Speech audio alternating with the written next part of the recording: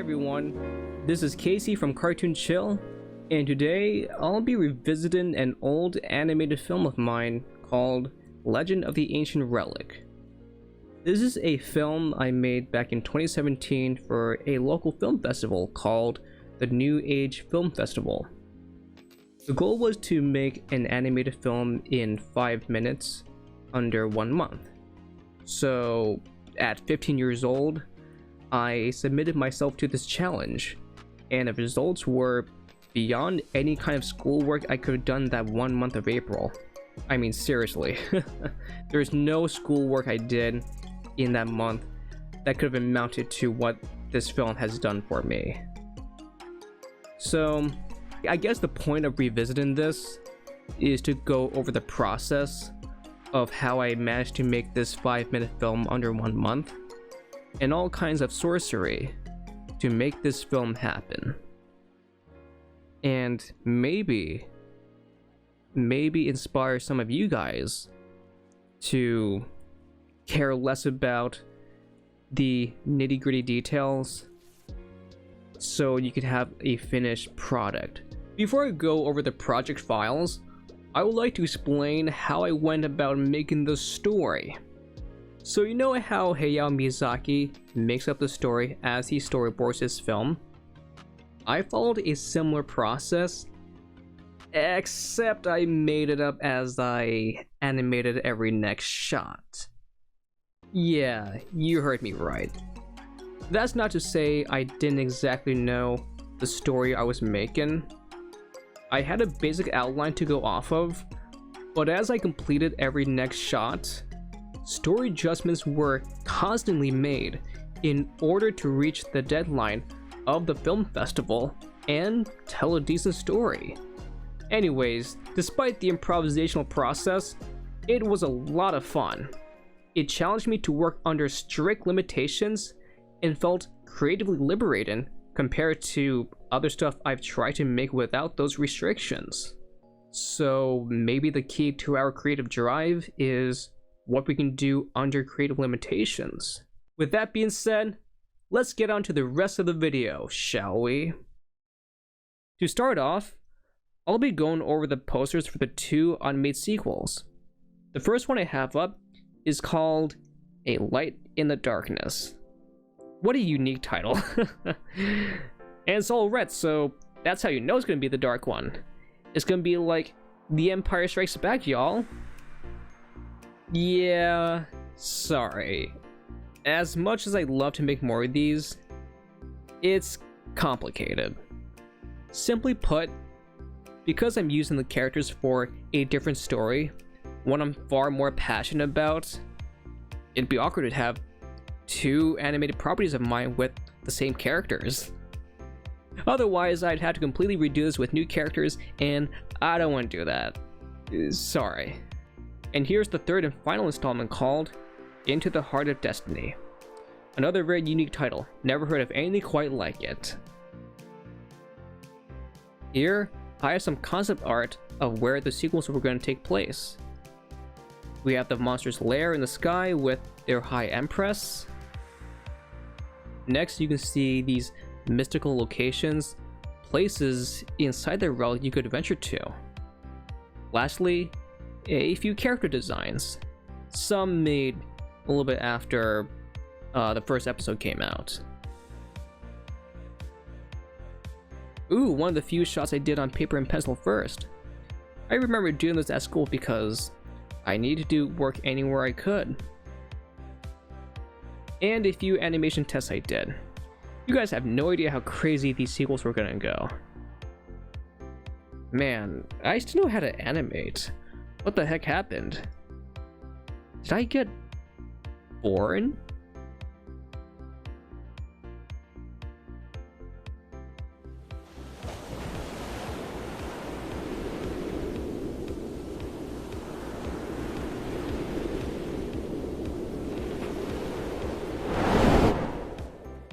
Anyways, that's about all I can say in regards to the future of Legend of the Ancient Relic. But you know what? Even though I may never share these ideas through this story format again, That's not to say they're gone forever. I could very well likely use them in the future. Never drop your ideas, people. Okay, so here's the first shot that I have up.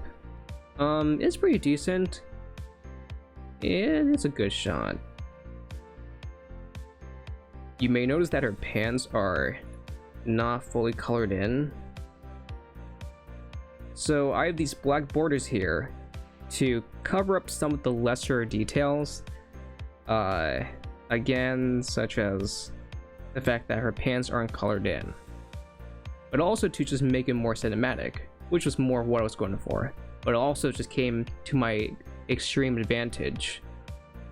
But yeah, you'll see more of what's under these black borders later on. Oh, you'll see.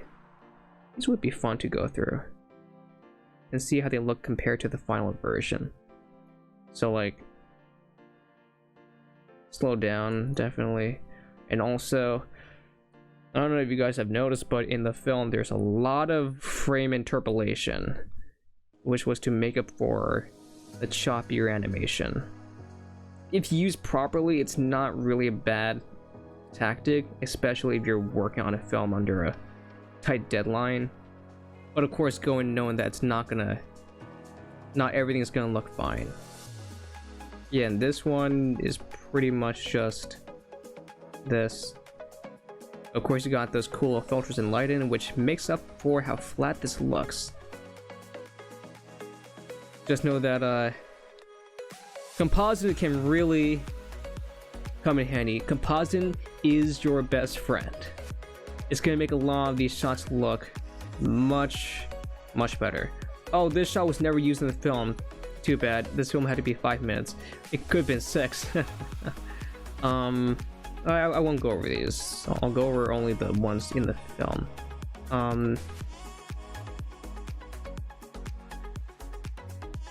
That was used for this shot. And again, them dang filters and effects really does bring it out. And a breathe-in shot. Actually not that bad. And I use this for this actually. This was going to be used for the original opening, but you know, that scene didn't make it. I forgot this was in black and white at first. That's pretty cool. But then I decided to give it some green because I had a weird thing with coloring back then. And you'll definitely see that. Like the line work. There's not a single bit of line art in this entire film that isn't colored, at least. There's no black outlines. Because I wanted the line art to reflect the lighting of each setting, which is not really a bad idea. But you'll notice later on just how not properly executed that idea was. You know what? I'll go into how this was revised right now, actually. So this is the final version, and this is the little correction I made just a few days ago. As I mentioned before, the line coloring thing in the film wasn't really... I was trying to do something artsy and experimental. Didn't work in every scene. And this scene, I really could have increased the contrast even just a little bit to have some visual clarity. Because what the hell are we looking at? This is so much better because you can see the face.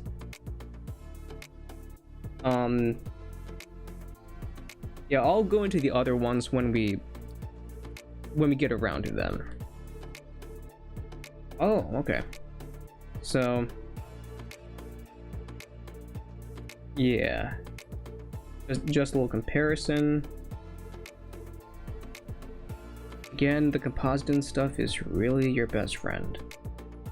Make a shot that looks ugly sin into something that looks not ugly. Oh, this was not used in the final version. Yeah, it was unnecessary. It's far better to just cut to what she's looking at. And that's the cube. The relic. Okay, so, yeah. This one. Again, with the line coloring. I'll show you the revised version. So, final version, revised version. Final, revised. A few things you'll notice. One, the cube is smaller in the revised version because the cube is not that big. It is much better if you just have it there. Secondly, the background is darkened to provide more contrast from the guy and the background. And lastly, the most significant one that I really want to make is the line work. Because what the heck am I looking at? That is like it might as well just be his skin color at this point because of how much that fades in. But you know what? It's not as bad as a later one we'll get around to. But this is so much better. Remember guys, contrast is really important. It can make for some visual clarity. Because otherwise, what the heck am I looking at? And for a film that's in 5 minutes with so much going on, yeah, it's good to get as much clarity as possible. Oh hey! We got ourselves Lupin and Jigen. I don't think that's how you pronounce his name. But just a fun little cameo I add in because I just really love those characters and I really love Lupin. And in the back is the antagonist for this episode. With you can scroll through this. We got a little bit of a nice parallax going on.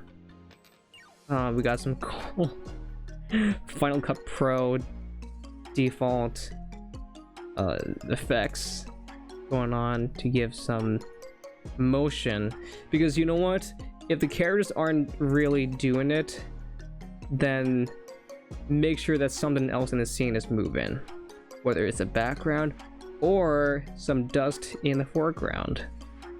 Okay, so another, also she's not wearing pants, which is very suspicious. Not to worry, because in the final version, we have these black borders to cover it up. Aha.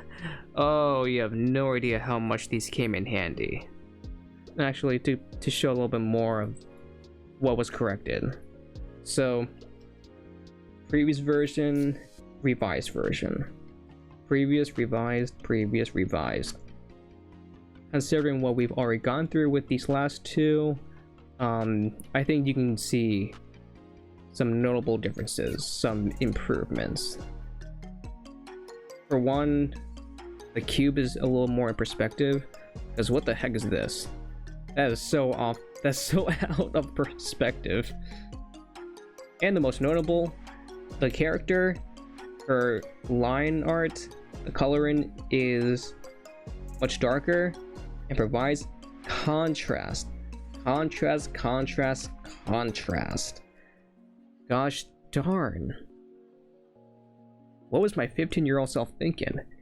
Not to shame my 15-year-old self, because something that I want to remind myself and to share to others is, had I cared about these tiny details, had I not experimented, one, I don't think I would have a finished film, and two, there is nothing wrong with trial and error.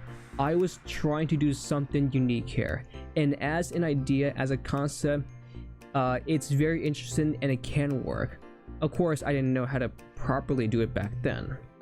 And now, of course, my line works a little more diluted, but I still maintain that to a certain degree. So yeah, if you want your film to be done, you can't care about these tiny details. Like, nothing's perfect. You just have to get it done, and you'll have a product you can be maybe proud of, but it's gonna be done. And you can make those corrections later on in the future in your next project, but just make sure you have something done. Okay, here's another one that I feel very much needs some revision. This is the original one, and this is the revised version. Yeah. Oh, yikes. I don't even need to say what's wrong with the original one.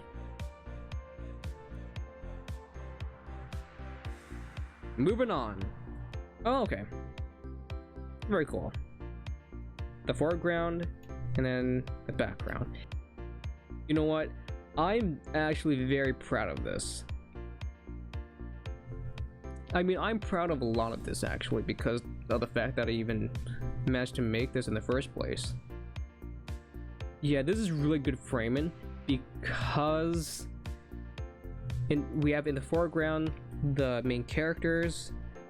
She's looking at him. He's pointing to something in the background, and it's revealed what that is. The where to go to, and it's to this lady, this tomboy gal. Alright guys, this just about wraps up the first episode of my revisit to Legend of the Ancient Relic. On the next episode, I'll be going over some more shots of course, but also show you guys some cool 3D stuff I did in Blender to make this world pop a little more. Hope you guys had fun. I certainly did, and maybe took something away you can incorporate into your own animations, projects, and whatever of the sort. And yeah, thank you guys so much for watching. Hope you stick around for the second episode. Stay tuned.